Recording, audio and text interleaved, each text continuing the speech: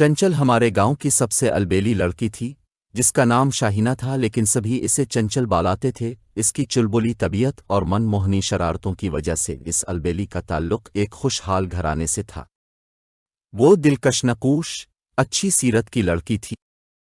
16 برس کی ہوئی تو خوشحال گھرانوں سے رشتے آنے لگے، لیکن اس کے والد ماہتاب خان بہتر سے بہتر داماد کی تلاش میں تھے۔ چنچل کے گھر ایک عورت برسوں سے کام کرتی تھی، اس کا نام جنت تھا۔ یہ بیوہ محنت مزدوری کر کے بچوں کا پیٹ پال رہی تھی۔ اس کا بڑا لڑکا ہمیش گاؤں کا سب سے نکتہ اور آوارہ لڑکا تھا۔ وہ ماں کو بالانے اکثر چنچل کے گھر پہنچ جاتا تھا۔ چونکہ بچپن اس کا اسی گھر میں گزرا تھا، لہٰذا کوئی بھی اس کو اندر آنے سے نہیں روکتا تھا۔ اس کو چنچل پسند تھی۔ اس کی آرزو تھی کہ کسی طریقے سے وہ شاہینہ کو حاصل کر لے، مگر اس کا گھرانہ افلاس کا مارا ہوا تھا۔ برسوں سے غربت نے ان لوگوں کا ناطقہ بند کر روئے تھا۔ ہمیش کا خاندان بارہ نہیں تھا، بلکہ یہ ایک طرح سے زمانے کے ستائے ہوئے لوگ تھے۔ قصہ یوں تھا کہ جنت کے شوہر کو اس کے قریبی رشتہ داروں نے قتل کروا کر جائیداد و زمینوں پر قبضہ کر لیا تھا۔ یہ ستم گر اس کے سوتیلے چچا تھے، یہ بات گاؤں کے سبھی لوگ جانتے تھے۔ یہی وجہ تھی کہ علاقے والوں کو اس مظلوم خانوادے سے ہمدردی تھی، اور جنت بی بی کو بھی وہ عزت کی نگاہ سے دیکھتے تھے۔ شوہر کے قتل کے بعد جنت نے بچوں سمیت ماہتاب خان یعنی شاہینہ کے والد کے گھر میں پناہ لے لی۔ کیونکہ یہ لوگ بھی اثر و رسوخ والے تھے، وہ دشمنوں کی مزید چرے دستی سے جنت اور اس کے معصوم بچوں کو بچا سکتے تھے۔ چند دن تو جنت ماہتاب خان کے گھر بطور مہمان رہتی رہی، بعد میں ان کے گھر کی ملازمہ ہو گئی اور چنچل کے والدین کے گھر کا تمام کام کاج اپنے لیا۔ کیونکہ خوددار تھی، اسے بچوں کا پیٹ بھی پالنا تھا۔ یہاں گھریلو کام کاج کر کے اپنے بچوں کا پیٹ پالنے میں اسے آر نہ تھا کہ ماہتاب خان اور اس کی بیوی جنت کو بہن کی طرح سمجھتے اور ویسی ہی عزت بھی دیتے تھے جیسی بہنوں کو دی جاتی ہے۔ وہ اس کو ملازمہ نہیں سمجھتے تھے، اس کی اور اس کے بچوں کی ضروریات بے دریغ پوری کرتے کہ یہ ایک مجبور اور شریف عورت تھی اور صبر کے ساتھ بچوں کی پرورش کر رہی تھی۔ ہمیش کو گھر میں سب بامی کہتے تھے، وہ ماں کا لاڈلا تھا۔ باپ کا سایہ سر پر نہ رہا تبھی نکتہ ہو گیا تھا۔ اکثر ماں سے کہتا تھا کہ کسی طرح میری شادی چنچل سے کروا دو۔ ماں سمجھاتی کہ ہم میں اور ماہتاب خان کے گھرانے میں مالی لحاظ سے بہت فرق ہے، لہٰذا تا بچپن کی باتیں بھول جا اور اس خیال کو سے نکال دے۔ یہ چھوٹا منہ اور بڑی بات والا قصہ تھا، لیکن ہمیش نوجوان دل تھا، نادان تھا۔ اس کا دل اپنے قابو میں نہیں تھا۔ وہ یہ بات نہیں سمجھتا تھا کہ معاشی حالت کا فرق ایک بڑا فرق ہوتا ہے۔ وہ ایک امیر باپ کا بیٹا تھا تو کیا ہوا، اب تو یہ لوگ غریب ہو چکے تھے۔ ماں نے اس لیے دیوروں سے جھگڑا نہ کیا اور چاپ سادھ لی کہ وہ اپنے بیٹے کو زندہ دیکھنا چاہتی تھی، تبھی تو اس کا نام ہمیش یعنی سدا زندے یعنی طویل عمر والا روئے تھا۔ ہمیش نے قسم کھالی کہ ایک نہ ایک دن چنچل کو حاصل کر کے رہے گا۔ اس کے لیے وہ دل ہی دل میں منصوبے بناتا رہتا تھا۔ وہ یہ بات بھی اچھی طرح سے جانتا تھا کہ جب تک مالی لحاظ سے ان کے ہم پلہ نہیں ہو جائے گا، چنچل کو حاصل نہیں کر پائے گا۔ ایک دن اس لڑکے کی ملاقات اپنے گاؤں کے ایک ایسے شخص سے ہو گئی جس کی دولت نے دیکھتے دیکھتے دن دونی رات چوگنی ترقی کی تھی۔ یہ اس دخان تھا جس کے ٹرک پشاور سے کراچی تک چلتے تھے۔ گاؤں کے لوگ سادہ ہوتے ہیں، سب نے یہی سمجھا کہ وہ بزنس کرتا ہے۔ کسی کو علم نہ تھا کہ اسد خان اسمگلنگ کرتا ہے اور ایک منشیات فروش گروہ کا کارکن بن چکا ہے۔ وہ اپنا گاؤں چھوڑ کر شہر میں آباد ہو گیا تھا۔ گاؤں تو وہ کبھی کبھار کسی رشتے دار کی شادی یا پھر غمی کے موقع پر آتا تھا۔ جب اسد خان کی ملاقات ہمیش سے ہوئی تو اس نے اندازہ کر لیا کہ یہ نوجوان اس کے کام کا ہے اور وہ اس کو اپنے مقاصد کے لیے استعمال کر سکتا ہے۔ اس نے ہمیش کو ساتھ کام کرنے کا کہا۔ ادھر ہمیش دولت کمانا چاہتا تھا، راتوں رات امیر بن جانا چاہتا تھا۔ اس نے اپنے دل کی بات بھی اسد خان سے کہہ دی کہ وہ دولت اس لیے کمانا چاہتا ہے کہ چنچل کا رشتہ حاصل کر سکے۔ ہمیش نے اسد کی پیشکش کو اپنے لیے خوش بختی تصور کیا اور وہ اس کے ساتھ ٹرک پر بیٹھ کر گاؤں سے چلا گیا۔ جب دولت بگڑ جاتے ہیں، اسد تو ایسے کاموں میں ماہر ہو چکا تھا۔ بردہ فروشی سے لے کر منشیات فروشی تک وہ ہر قسم کا دھندا کرتے ہوئے بالکل نہیں گھبراتا تھا، کیونکہ دولت اس کے پاس تھی، لہٰذا اس کے ہاتھ بھی لمبے تھے۔ اس نے چند ماہ میں ہی ہمیش گل کو وہ گر سکھا دیے کہ اس نے بھی غیر قانونی دھندوں میں کمال حاصل کر لیا۔ 3 سال تک وہ اسد کے اشاروں پر چلتا رہا، پھر اس نے ہمیش کو مالا مال کر دیا۔ اب تو وہ پہچانا نہیں جاتا تھا۔ وہ پہلا سا لالفا والی چونچال نہ رہا تھا جو دابلا پتلا اور فاقوں کا مارا احساس کمتری کا شکار نظر زندگی کا نصب العین بن جائے تو انسان اکثر اپنے منصب سے آتا تھا۔ اب تو وہ ایک حسین و جمیل کڑیل جوان بن گیا تھا جس کے کپڑے کلف دار ہوتے اور جوتوں کی آواز پر لوگ اسے مار مار کر دیکھتے تھے۔ اس کی ماں ابھی تک چنچل کے گھر کا کام کرتی تھی۔ یہاں کام اس کو 15 برس ہو چکے تھے۔ ماہتاب صاحب اور اس کے گھر والے اس خاتون پر اعتبار کرتے تھے۔ ہمیش تو جب کا گیا صرف 3 بار ہی ماں سے ملنے آیا تھا۔ ماں شک و کرتی کہ تم کیوں نہیں آتے؟ اس کا جواب ہوتا کہ اب تو میں اس وقت ہی یوہے گا جب گاؤں کے لوگ مجھے الفاٹے الفاٹے کر سلام کریں گے، اور جب چنچل کا باپ ماہتاب خان بھی مجھے اپنی بیٹی کا رشتہ دینے کا خواہش مند ہوگا۔ رشتے تو قسمت سے ملتے ہیں، جس سے تقدیر بندھی ہوتی ہے ناشادی سے ہو جاتی ہے۔ جنت ہمیشہ بیٹے کو یہی بات کہتی تھی۔ وہ جانتی تھی کہ اس کا بیٹا چاہے جس قدر بھی کمالے، ان لوگوں کی نگاہوں میں کبھی بھی معتبر نہیں ہو سکتا جن کے گھر کی وہ ملازمہ ہے۔ یہ لوگ کبھی بھی اس بات کو نہیں بھلائیں گے کہ اس کی ماں بارے وقتوں ان کے گھر کا کام کیا کرتی تھی۔ اس بار جب وہ گاؤں آیا اس کے ٹھاٹھ ہی اور تھے۔ وہ بڑی سی قیمتی گاڑی میں آیا تھا۔ اس نے آتے ہی گاؤں میں زمین بھی خرید لی۔ وہ اپنے مرحوم باپ کی ساکھ اور امیری کو دوبارہ بحال کرنا چاہتا تھا تاکہ جب اس کی ماں ماہتاب خان کے گھر جا کر ان کی بیٹی کا رشتہ طلب کرے تو وہ اس کو رنا کر سکے۔ ہمیش کے ٹھاٹ باٹ دیکھ کر گاؤں والوں کی تو آنکھیں پھٹی رہ گئیں۔ بدقسمتی کے انہی دنوں شاہینہ کے رشتہ کی بات چل رہی تھی۔ اس لڑکے کا نام عنبر خان تھا۔ اس کا خاندان مالی لحاظ سے کافی مضبوط تھا۔ اس بات کا پتہ جنت کو اس وقت چلا جب شاہینہ کی بات چیت عنبر خان سے پکی ہو گئی۔ جنت نے گھر جا کر بیٹے کو بتایا۔ اس نے کوئی رد عمل ظاہر نہ کیا۔ خدائس نے جی میں کیا ٹھان لی تھی کہ بنا کچھ کہے گھر سے چلا گیا۔ عنبر خان کو اس بات کا علم نہیں تھا کہ ہمیش کے دل میں اس کی منگیتر کی تصویر برسوں سے چسپاں دونوں کی خوب دوستی ہو گئی تھی۔ جتنے دن وہ گاؤں میں رہا، خوشحال گھرانوں کے فرزند جن میں عنبر خان بھی شامل تھا اس کے ساتھ ساتھ رہے۔ کسی کو بھی یہ یاد نہ رہا تھا کہ وہ ایک غریب اور بیوہ ماں کا بیٹا ہے۔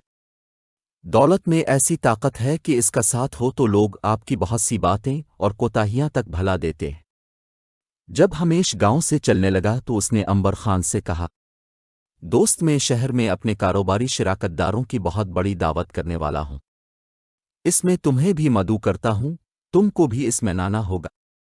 عنبر خان نے وعدہ کر لیا کہ وہ ضرور آئے گا۔ 1 ماہ بعد ہی ہمیش کا دعوت نامہ مل گیا۔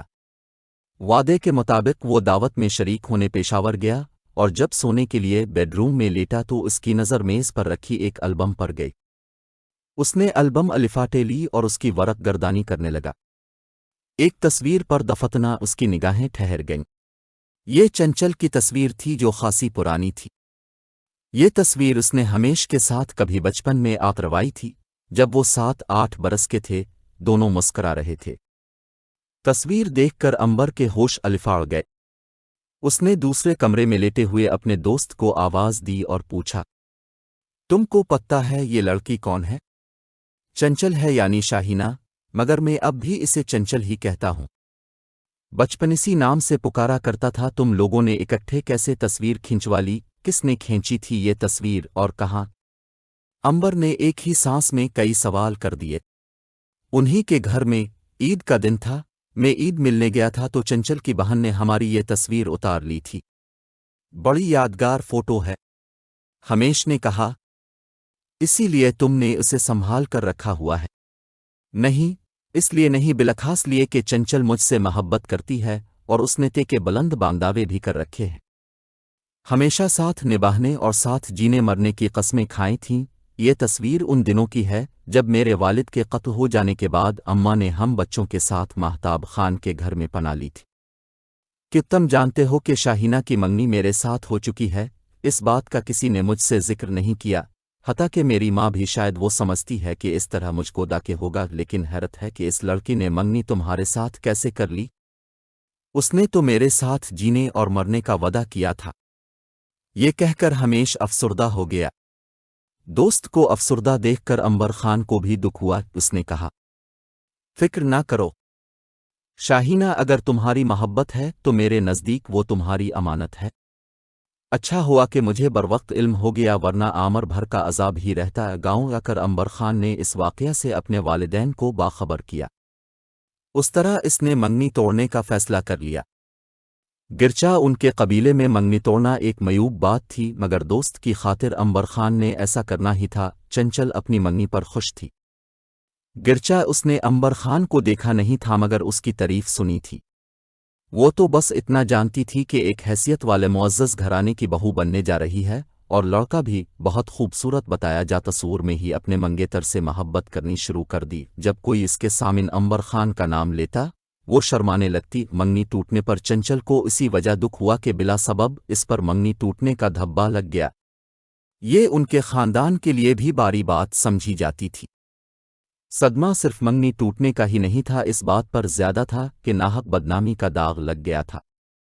اس نے والدین کے سامنے اپنی بے گناہی کی قسم کھائی مگر بے سود، کسی نے بھی اس کی قسم کا یقین نہ کیا۔ سبھی نے گھر میں اس کے ساتھ محض شک و شبہ کی بنیاد پر توہین آمیز رویہ اختیار کر لیا، کیونکہ منگنی توڑنے کے سبب کو ابین خان کی ماں نے خوب ہوا دی تھی کہ ہمیش نے خود رشتہ چھوڑنے کی درخواست دوستی کے نام پر کی ہے۔ امبر خان نے تبھی رشتہ چھوڑا ہے۔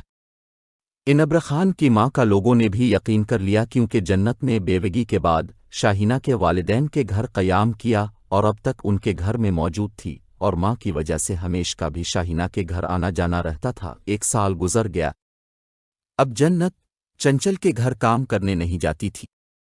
ایک دن اس نے سوچا، لڑکی میرے بیٹے کے نام کے ساتھ بدنام ہو گئی ہے، کیوں نہ اب میں رشتے کی بات کر دیکھوں۔ اس نے چنچل کی والدہ سے بات کی کہ انبر خان کے والدین نے میرے لڑکے اور تمہاری لڑکی پر تہمت لگا کر منگنی توڑی ہے، ہمارے بچوں پر بدنامی کا داغ تو لگ گیا ہے۔ اب بہتری اسی میں ہے کہ تم اپنی بیٹی کا رشتہ میرے بیٹے ہمیش کو دے دو۔ پہلے فرق صرف دولت کا تھا، اب ہمیش نے کاروبار میں محنت کی اور دولت بھی کما لی ہے۔